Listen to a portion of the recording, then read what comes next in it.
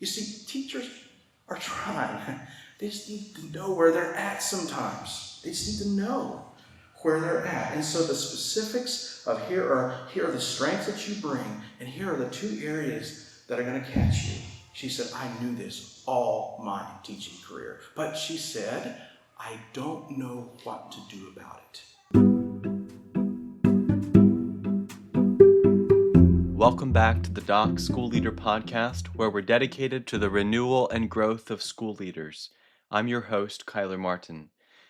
We hope to help you lead your school community with greater wisdom and courage. Transformative schools need effective leaders, and effectiveness requires patient training. Here we go.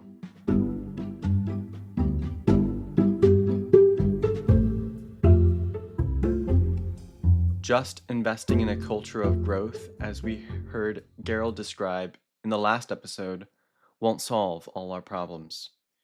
Here is Gerald again with a sequel episode exploring redemptive solutions to difficult people problems.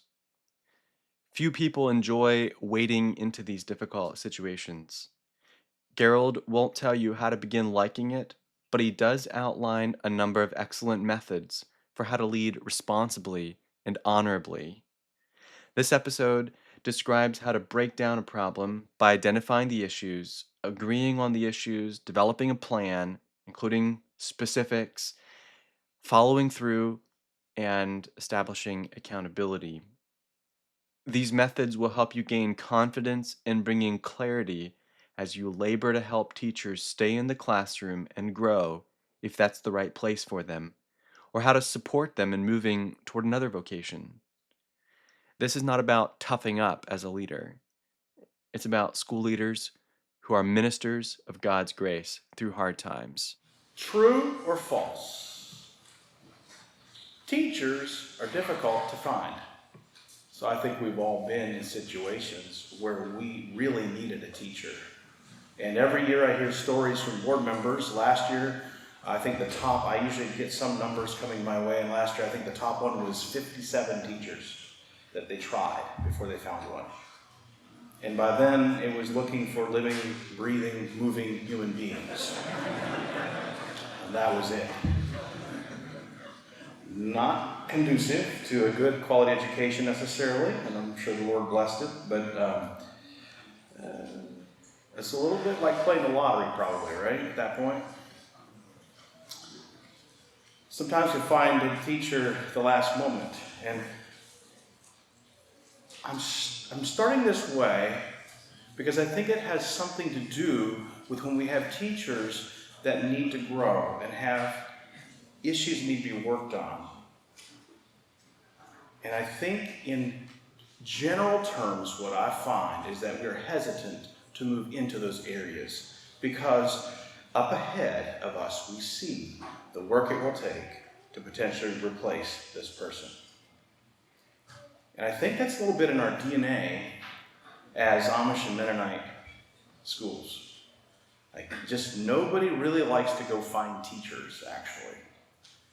Actually, employers don't really care to find people to replace or to add to their group of employees. It's hard to find people, the right people. So once you have them, you sort of want to hang on to them at all costs, and sometimes at too high a cost. We all have heard this and know this, that teachers are essential to the classroom, right?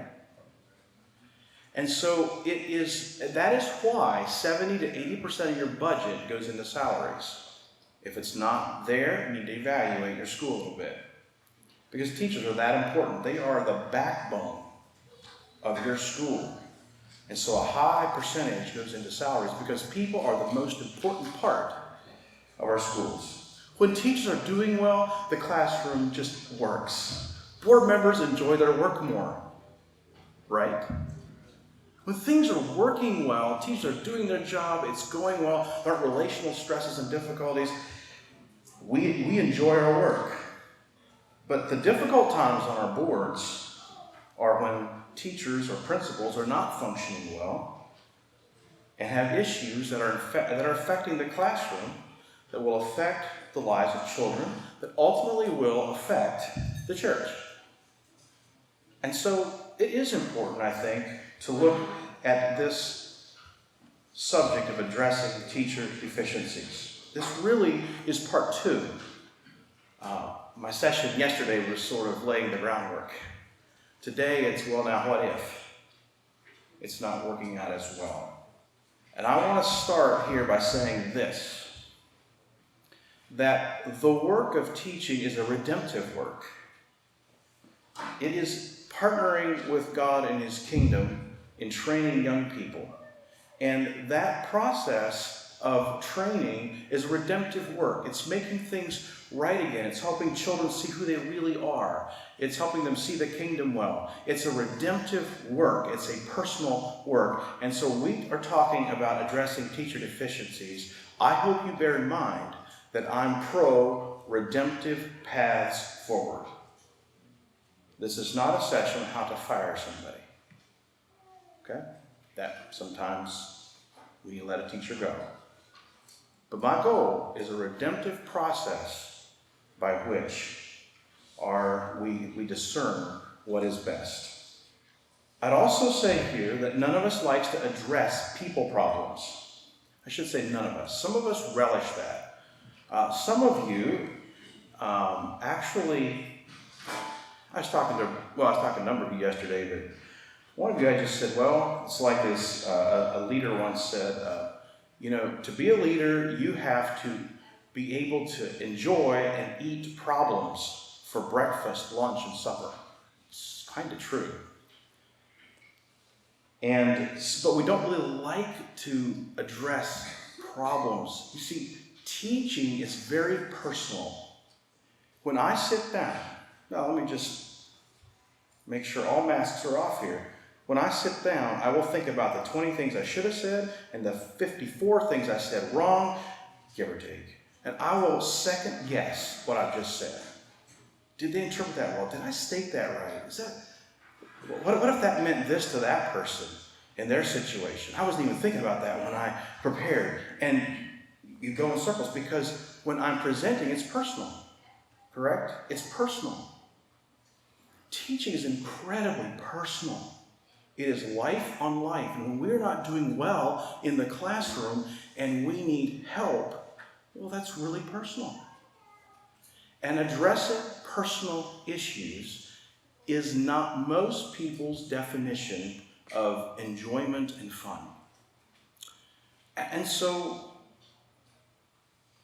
with that, though, I would just say that not addressing problems or issues is not an option. We owe it to our people. You see, just like employees want to know where they stand with their employer, so teachers want to know where they stand with their school board. How are we doing? And by the way, most teachers, at least teachers who are in it for the long haul, are not all that interested in, yeah, you're doing fine.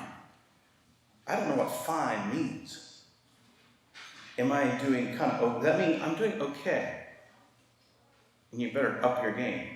Or, yeah, no one's complaining, so everything's good. Or does fine mean, well, we hope in the near future you get your act together. We're okay with it right now yet. Or does it mean, doing great? How do I know? You see, there is this little piece of us, because it's personal, we actually do want to know where we're at, where we stand. And so I say all that sort of an introduction, wanting us to just think about the nature of teaching and how that it's a deal, it's something, and it's not easy. I like to begin with some principles of working with difficult situations. And I'm going to plow into this and try to keep it practical. I'll try to give you adequate notes where you can kind of get the skeleton of this session. I will start with this. Leaving things alone does not make problems go away. Oh, I suppose 1 out of 1,000 times that's probably works itself out. Typically, what we want to do when we have a problem, when there is something going on, when a teacher is not doing all that well, we'll just sort of give it time. And then we'll talk about at the next board meeting, and well, that's not going very well here. What are we going to do? Well, maybe this month, because the program's over, then the teachers can focus again, and then we'll talk about it again. And then next month we'll bring it up again. We'll talk about it. Now the program's over, but we're in January now, and it seems like we heard a couple complaints from parents. Well, let's wait and see whether more parents complain or not. February. You know what I mean? We sort of talk and talk and talk. But leaving things alone does not make the issue go away. Principal work with difficult situations, I think we need to name the elephants in the room. There are elephants lurking in most places, most rooms. Recently at school, we did an exercise in which we asked staff to name all the elephants in the room they wanted to name. Now, they included things they just wanted on the table, and they admitted they were actually talked about. So that's really, an elephant is something that's not talked about, but everybody knows is there. And so that became a bit of a bloodletting, I just let myself sort of put things out there, make sure the administration's thinking about these things. So we had a whole page, 2 columns. I think it was 28 or some elephants. So this next year, we're addressing all the elephants one way or the other. Because elephants stomp boards and teachers.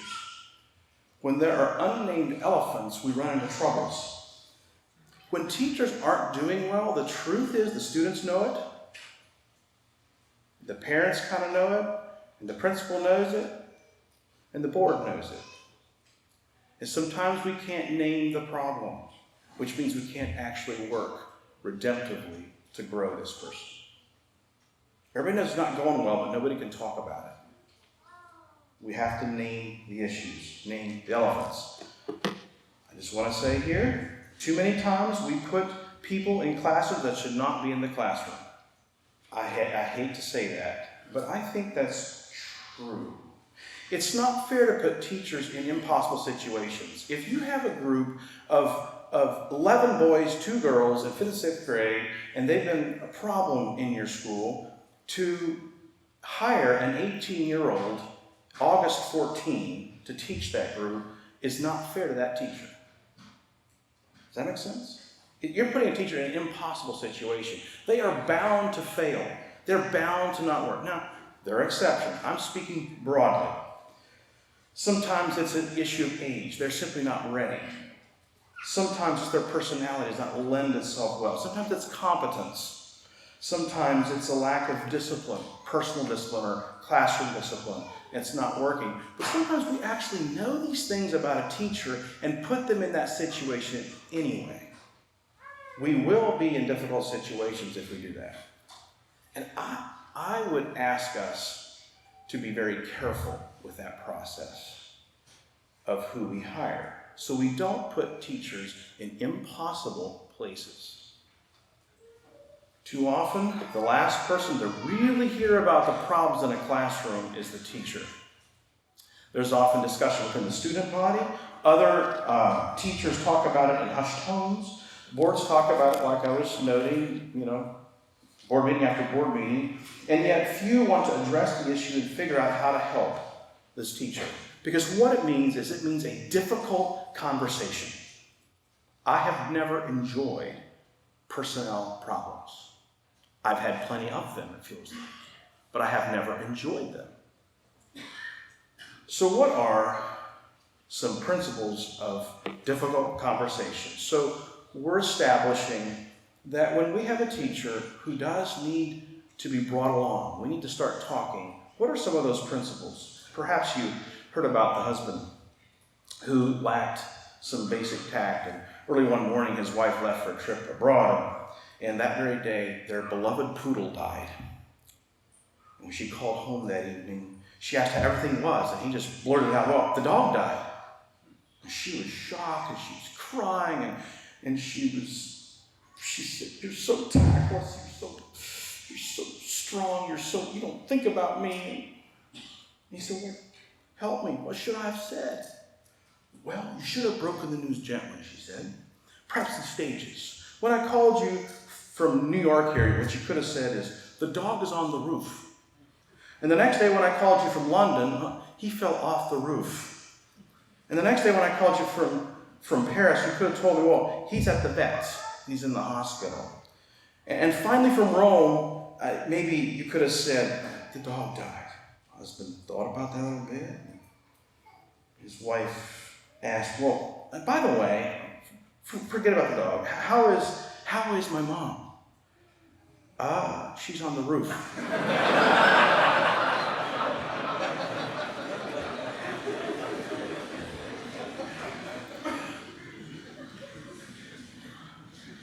That's not a very nice story, is it?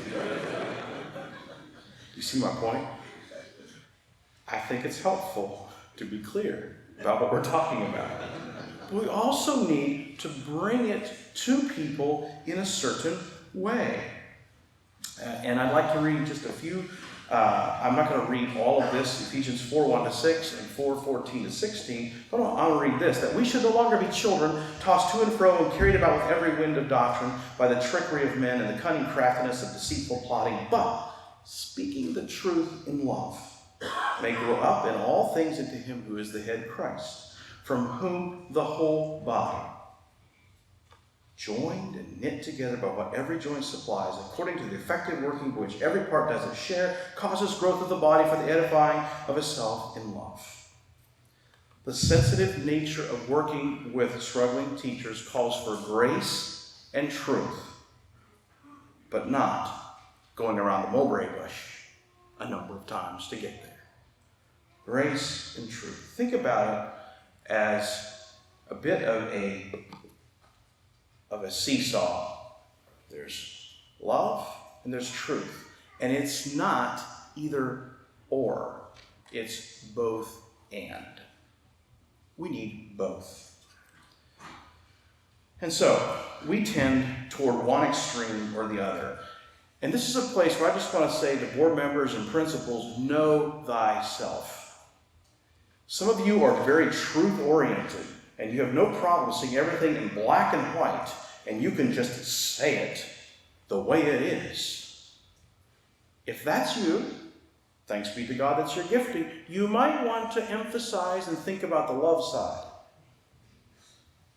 and how you're communicating and what the words you're going to use. You might even write it out ahead of time. And if you're one who has a hard time drawing any line anywhere, and it'll just be better tomorrow probably, and we'll just hope we can get through this kind of without ever saying what we need to say, you might want to work a little on the truth side. Okay, and all of us tend to be bent sort of towards one another. Know thyself. When we have difficult conversations, think about which you are. Truth without love does not reach the heart.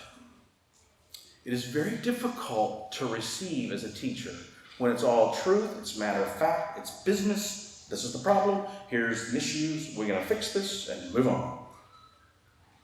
It's not a redemptive path. However, love without truth is mostly sentimentalism. If it's all just, we got some problems I want to work on, and we probably need to do some growing, and but we love having you in the classroom, and God bless you, and we'll stay in touch. That's mostly platitudes. That is not actually helpful. We need honesty with gentleness.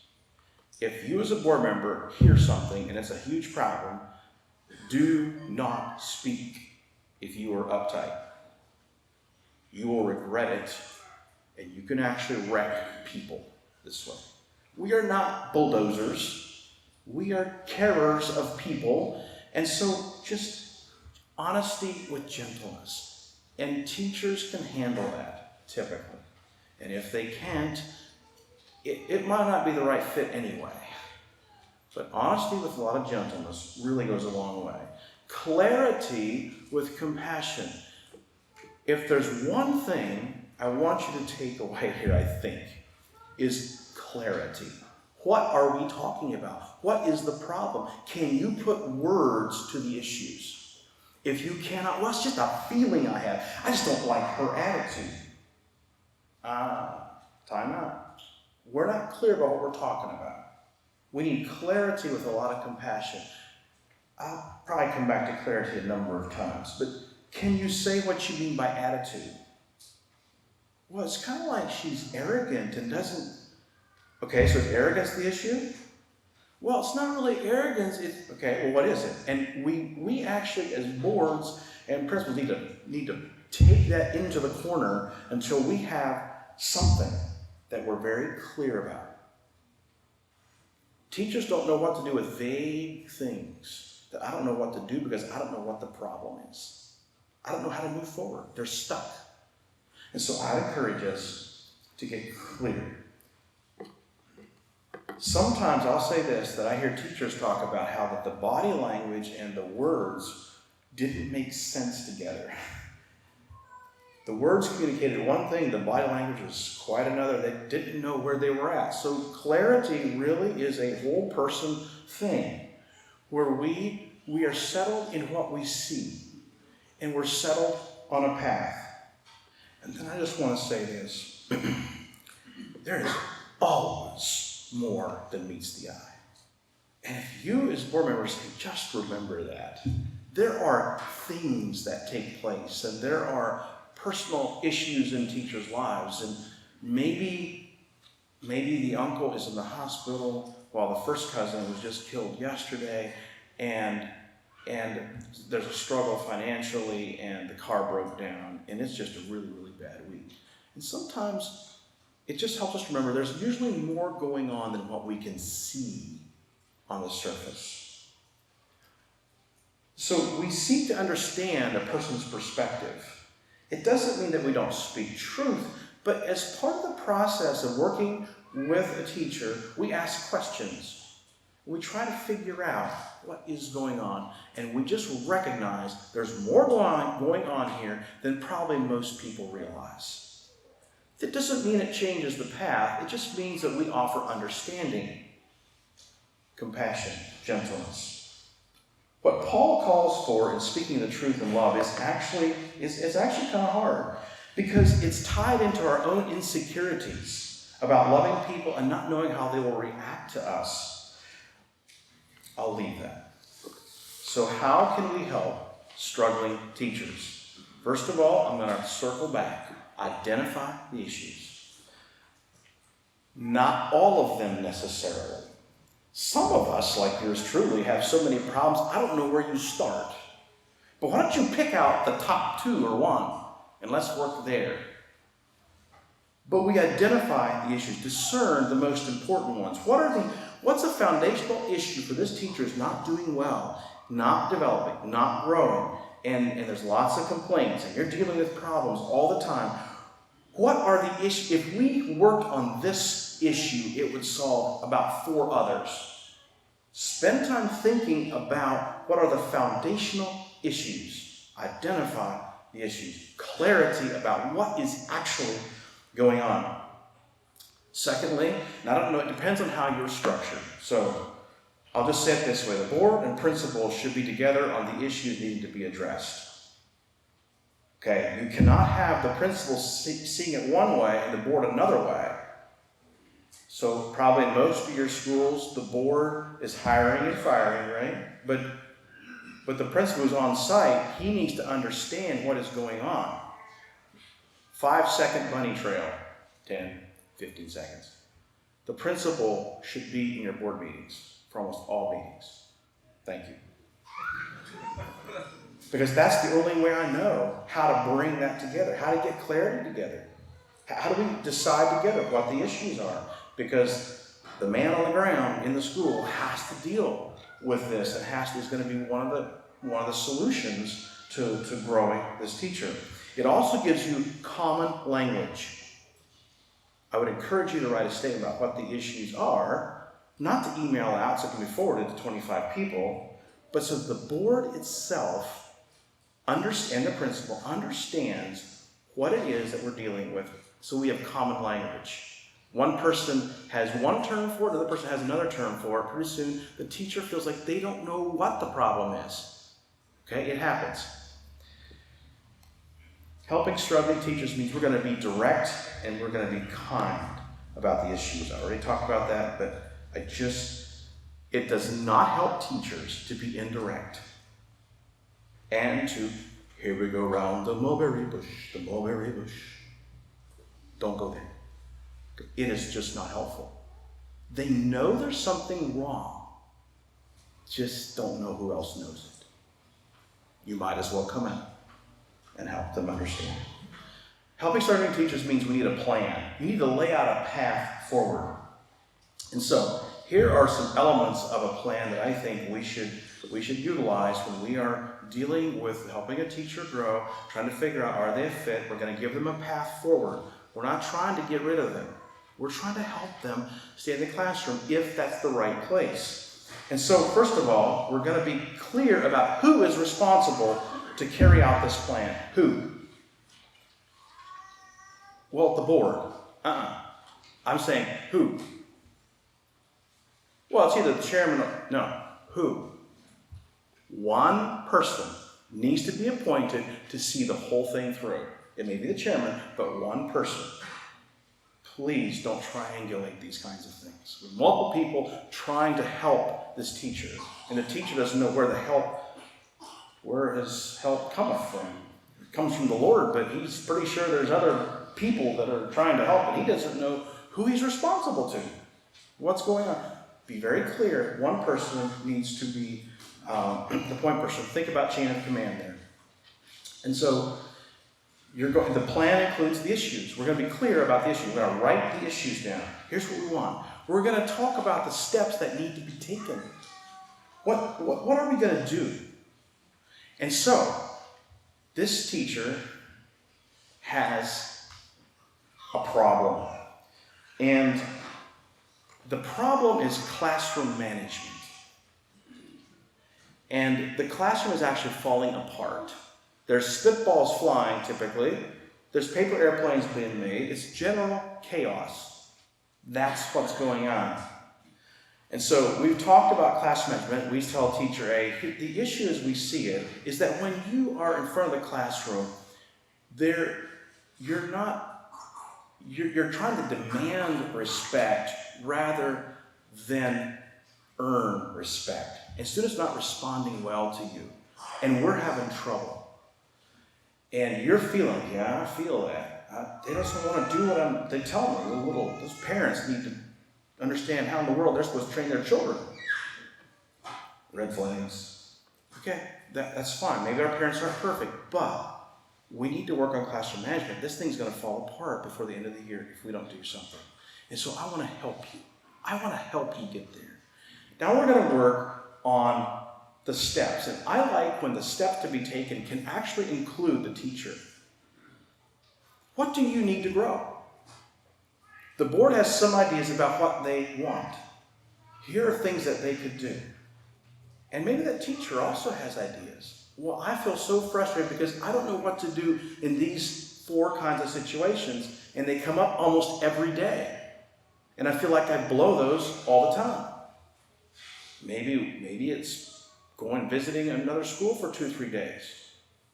I know there's a school right now they're planning to send a lower elementary teacher to another school to observe for 2-3 days for classroom management ideas as part of the plan. To get ideas and to have these ongoing discussions with that teacher, the homeroom teacher and this struggling teacher. Here's how I do it. And the questions are, well, how do you do it? And that's part of the plan. That's part of the redemptive plan forward. So there's all kinds of ways to address it. And the Lord will give you, since you have the Holy Spirit too, ideas. And you might ask other board members who've been in similar situations, what did you do? But we're going to want to be clear about the steps. Here's the way we're going to do this. And then here is the timing. We'd like you to visit another school in the next 3 weeks. And let's talk about which one, okay? And we'll contact that school. Okay, now that that's settled. After you get back, I want you to create a classroom management plan. And it's our fault we didn't ask you for this before you started school. But let's get a plan together. Do you want help with that? Oh, I don't even know where to start. Good, I'll help you. We'll sit down. Let's spend an evening together. And we'll get together, we'll eat supper first, relationship. We'll go out to eat, and then we're going to talk. And we're going to create a plan together, a class management plan. Okay, so now you've got timing. We want this to happen like this, in this kind of time. Now, work with people so it is not that beautiful and perfect, and timing works beautifully and perfectly, please. But you need a sense of timing, I think, when you're dealing with problems. And then you have to discuss what happens when steps aren't met. What do we do? Well, we didn't. Well, she went to the school and visited, but I couldn't get a meeting to do the classroom management plan to help really think about some things. Okay, now we have to ask ourselves why. Because she was afraid. She was afraid she'd get fired. There's lots of reasons why maybe there was, that might be more than meets the eye, right? So we don't really know, but we're going to find that out. And that may actually be a problem. The board is asking you to meet. If you can't meet, then we have to talk about the future.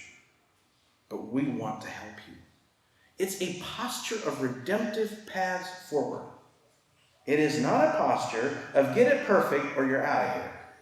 That is two different things I'm calling for. Walk alongside, but also what happens when steps aren't met. So you're going to lay out the plan. Now we have to follow through on it. And again, who is responsible to follow through? Who is seeing this through from start to finish? Who does the check-ins? I think you need regular check-ins. The board, the party responsible, the person responsible, the who, needs relationship with that teacher, needs to be trust-built and check-ins that are identified ahead of time. Okay, when I deal with a teacher problem, and then I start coming by every day to ask how it's going, the teacher starts feeling a little, I don't know what's going on here. So now if I tell that teacher I'm going to check in every day, they're fine. If I just show up and I'm kind of fishing for things, it does not work real well. So we have check-ins according to the plan laid out, and I will tell you it will cost somebody time. I talked to Brother yesterday in which there is a teacher probably going to be discontinuing his teaching here right after, maybe before Easter or by Easter. It's not going well. And I can tell you right now, this board chairman has 8 weeks ago met with the parents of the group of students this teacher had. It was a respect issue, kind of boiled down to demanding respect. That's probably too simplistic, but we'll keep it there. Met with the parents 8 weeks ago, and then 3 weeks later met again, 2 weeks later met again, 2 weeks later met again. With the parents, trying to help the students, and how are we doing this together? And there was this endless meetings and talking and trying to make it work. I love it, but it costs. A redemptive path forward for a teacher always costs. Someone is going to sacrifice to make that work, but it's beautiful. It's not working out very well. It's a person in their own congregation. Do you think that's dicey? You can all nod. It's dicey. It's not fun. But you know what? The way it's been done, my understanding is there's no bitterness, no hard feelings. There's an understanding that I'm probably not suited for this job. You know what? That's redemptive. That's redemptive. I know he's not teaching, but it's redemptive. Because there aren't ill feelings. There isn't a huge blow up. The school hasn't imploded because of a teacher problem. That's beautiful. That's what I'm talking about. So we have the check-ins. There's a plan, and we check in regularly. And then I just want to say accountability. Accountability is hard. Is it done? Have you done that? Why isn't it done? There needs to be a little bit of feet to the fire in these times. And then when you get through that first part of your plan, it probably means you're going to plan again. That teacher is getting better. She's improving. She's understanding what's happening. And we see growth. And she's doing what we're asking. Good. Phase 2. What's the next part of our plan to help her grow? And we take the next ones. This can be a very, very growing, beautiful, beautiful time. All right, now just a few things about making personnel decisions. So we have to decide then sometimes, should this teacher be in the school or shouldn't they? I just want to say first, we need eyewitnesses. Eyewitnesses. We should see firsthand how things are going. Assume nothing. Don't just take parents' word for it or students' word for it. The old thing, the teachers say, well, if you don't believe everything about me in the classroom, I don't believe everything I hear from the home. And there's actually truth to some of that. It's interesting how reality gets shifted depending on your perspective. And students aren't always the best gauge. We listen to understand what the problems are, but I think we need eyewitness accounts. We need to see ourselves what's happening. That is so helpful. Don't assume. We need to do due diligence. So how are the negatives actually affecting the school? Try to discern what's going on with students, how it's affecting co-teachers, how it's affecting the culture of your school, how it will affect the church in the future. These are all important questions. And so we do due diligence to understand how this teacher is affecting the school. What are the negatives and what are the positives that this teacher brings? And so we do due diligence and give it due process along the way. I'm going to say it again because I said I will beat clarity, and I'm beating it again. Be specific on what is going on that is not working. Even when it includes attitudes, name them. Humbly, but name them. I remember a time with a teacher when I said, I'll be dropping by to evaluate your classroom. And she said, I've been teaching 15 years and no one's ever evaluated my classroom. I don't really want that. I'd be too nervous, and I said, it'll be okay. I'll just go in, I'll sit there 20, 30 minutes, and then we'll talk about after school, and I just don't know. I just don't know if I said, well, it's just the way we do it here. I'm sorry. Well, I just don't know if you don't want to teach, that's okay. But it is kind of how we do it here. And so we will need to do it this way. Okay. I said, I'll give you warning. This is not about next year. It's just helping you know where you're at and helping you grow. And so I went in the classroom. She was a good teacher. Nothing to worry about. And I sat in the back of the classroom. I took notes. And after school, we sat and we talked. At the end, she had tears in her eyes. She said, thank you for evaluating me. No one ever did that for me. Now I know that the hunches I had about my classroom are true, but now I know I need to work on them. You see, teachers are trying. They just need to know where they're at sometimes. They just need to know where they're at. And so the specifics of here are the strengths that you bring, and here are the two areas that are going to catch you. She said, I knew this all my teaching career. But she said, I don't know what to do about it. That's a quote. I don't know what to do about it. Well, no problem. Let's talk about what we can do about that. Let's put together a plan. And we set out for making plans of how to grow in those two areas. Redemptive. You see, making personnel decisions. Act as one. Act as one. Be together. You better be together when you're making decisions about people. You cannot have one person over here saying, I don't know about this, and I don't really agree. Yep, I agree. We should probably let this teacher go. And then the next day they're telling them, I don't really agree with that decision. You say, what? This happens way more frequently than I want to know. Okay, I've heard it personally many times, where a board member agrees but doesn't really agree inside. And it creates problems. We need to act as one. Redemption. We want growth. We want staff to stay. We want them to grow, but just not at all costs. Our plans always include a way forward. I cannot emphasize that enough. Not everyone should be a teacher. And I'm great with people even trying to teach them, realizing it's not for me. But I'm telling you, that everybody wants to grow, and you do too. In your businesses and in your work, you like to grow too. You want to improve. You want to know where you're at. Teachers are no different. We're a little strange, maybe, but we're no different than you in that.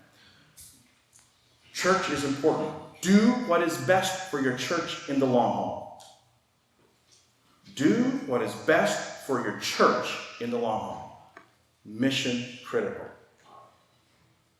It can kind of help settle us on what we shouldn't do.